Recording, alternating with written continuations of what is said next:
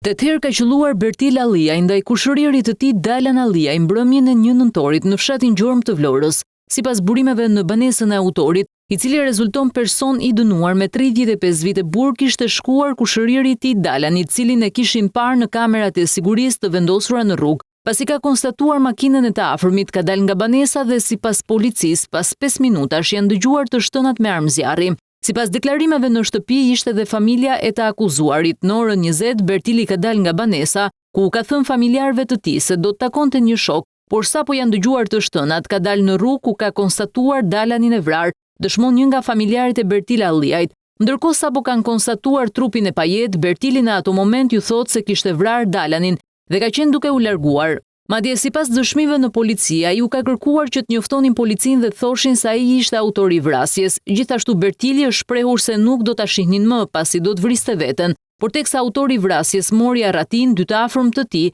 kanë transportuar në spital viktimën që nuk mundi t'i mbijetojë plagëve të marra. Deri më tani shkaqet mbeten ende të paqarta, pasi dhe vetë Bertil Alliaj nuk ka preferuar të jap dëshmi dhe të sqarojë motivet e ngjarjes së rëndë.